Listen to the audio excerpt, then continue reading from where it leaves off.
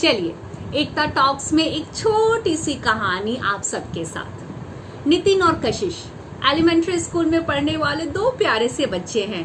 आज उनके स्कूल में पीटीएम में दोनों यूनिफॉर्म पहन के जल्दी जल्दी से रेडी हो जाते हैं और पेरेंट्स के साथ स्कूल पहुंचते हैं। दोनों पेरेंट्स अपने टर्न का वेट कर रहे होते हैं। तभी क्लास टीचर बोलती हैं कि नितिन और कशिश के पेरेंट्स से प्रिंसिपल मैम मिलना चाहती हैं। दोनों पेरेंट्स प्रिंसिपल ऑफिस की तरफ जाने लगते हैं। तभी बच्चे अपने स्कूल प्लेग्राउंड में भाग जाते हैं और वहां स्विंग्स पर खेलने लगते हैं। दोनों पेरेंट्स प्रिंसिपल मैम के पास बैठते हैं। प्रिंसिपल मैम कहती हैं कि दोनों बच्चों का प्रोग्रेस देखते हुए उन्होंने इन बच्चों का कुछ साइकोलॉजिकल टेस्ट करवाया था, जिसके रिजल्ट के अकॉर्डिंग बच्चों में लर्निंग डिसऑर्डर है, जिसके लिए इन्हें स्पेशल एजुकेशन और स्पेशल एजुकेटर की जरूरत है। और वो कहती हैं कि उनके स्कूल में ऐसे इंफ्रास्ट्रक्चर और ऐसे एजुकेटर्स नहीं हैं जो ऐसे स्पेशल नीड वाले चाइल्ड को देख सके। और ये कहते हुए दोनों बच्चों का टीसी वो पेरेंट्स को पकड़ा देती हैं। दोनों ही पेरेंट्स बहुत दुखी होते हैं और प्रिंसिपल मैम को रिक्वेस्ट करते हैं कि उनके बच्चों को उस स्कूल में वो कंटिन्यू करवाएं, वो अपने बच्चों के ऊपर मेहनत करेंगी। बट प्रिंसिपल बिल्कुल नहीं सुनती हैं और कहती हैं आपके बच्चे को स्पेशल एजुकेशन की ज़रूरत है, कृपया करके आप दूसरे स्कूल में या फिर आपको जो उचित लगे वो आप रास्ता अपनाइए।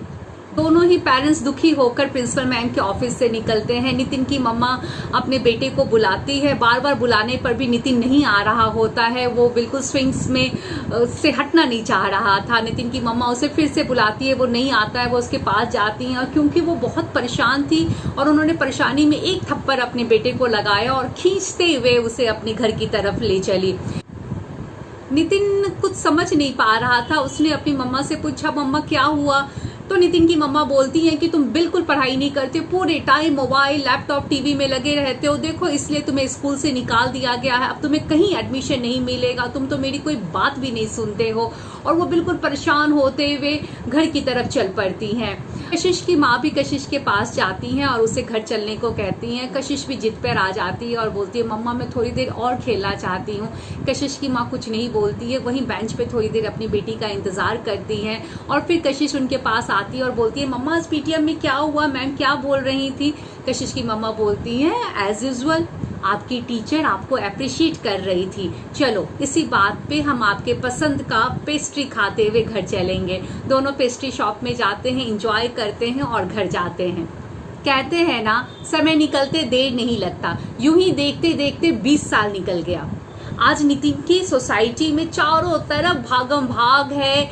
आज वहाँ पे उनके डिस्ट्रिक्ट के आईएएस ऑफिसर की वेलकम की तैयारी की जा रही थी। वो आईएएस ऑफिसर जो अपने दबंग नेचर, अपने अच्छे कामों के लिए पूरे देश में जाने जाते थे। नितिन की मदर की नजर अचानक सामने खड़ी एक औरत पे पड़ती है। वो उनके पास जाती है और पूछती है एक्सक्यूज मी, क्या हम एक दूसरे को जानते हैं? फिर कुछ देर बाद वो स्वयं बोलती है आप कशिश की माँ हो ना? नितिन की माँ और कशिश की माँ एक दूसरे को गले लगा लेती हैं। तकरीबन 20 साल के बाद वो एक दूसरे से मिल रही होती हैं। कशिश की मदर नितिन की मदर से पूछती है कि नितिन कैसा है? नितिन की मदर बोलती है इसमें पूछना क्या है, आपके सामने ही तो सच्चाई प्रिंसिपल ने बता दी थी कि मेरा बेटा मंदबुद्धि है। मेरे सारे सपने उसी वक्त टूट गए थे। किसी तरह हमने उसको एक छोटी मोटी स्कूल में एडमिशन करवाई और उसके आगे की पढ़ाई पूरी करवाई और उसके फादर ने अपने फ्रेंड की मदद से उसे एक छोटी मोटी नौकरी में लगवा दिया और किसी तरह उसका जीवन चल रहा है। तभी सोसाइटी में शोर शराबा स्टार्ट हो जाता है क्योंकि उस डिस्ट्रिक्ट के आईएएस ऑफिसर पहुंच चुके होते हैं और सब उनका वेलकम करने में लग जाते हैं। कुछ देर बाद उस आईएएस ऑफिसर का भाषण शुरू होता है और सब उनकी बातों को सुनने लग जाते हैं। बीच में ही नितिन की मदर कशिश की मदर से पूछती हैं कि आपने मेरे बेटे के बारे में तो पूछ लिया पर मैंने कशिश के बारे में नहीं पूछा। मुझे पता है कि कशिश भी एक मंदबुद्धि छात्रा थी, एक मंदबुद्धि बच्ची थी। मैं आपकी मनस्थिति समझ सकती हूँ। अब वो कैसी है, कहाँ है, क्या कर रही है? कशिश की मदर मुस्कुराती हैं और बोलती हैं जिसके इंतजार में आप फूल माला लेके खड़े हो, जिसकी बातें हर दिन पूरा देश करता है, मेरी बेटी कशिश वही आईएएस ऑफिसर है जिसके वेलकम के लिए पूरा सोसाइटी सजा धजा है। नितिन की मदर बिल्कुल सरप्राइज्ड हो जाती हैं और कशिश की मदर को देखने लगती हैं और बोलती हैं ऐसा कैसे हो सकता है? कशिश की मदर मुस्कुराते हुए बोलती हैं कि मैं समझ सकती हूँ आप क्या सोच रही हैं। उस पीटीएम के बाद मुझे भी बहुत दुख हुआ था, पर उस पीटीएम ने मेरे दृष्टिकोण को बदला। मैं समझ गई थी कि संकल्प से ही सिद्धि होती है। जो मुझे समाज दिखाना चाह रहा था, जो मुझे दिख रहा था, वो मैं नहीं देखना चाह रही थी। मैं वो सोच रही थी जो मैं देखना चाहती थी। मैं देखना चाहती थी अपनी बेटी को एक सक्सेसफुल और स्ट्रांग पर्सन के रूप में।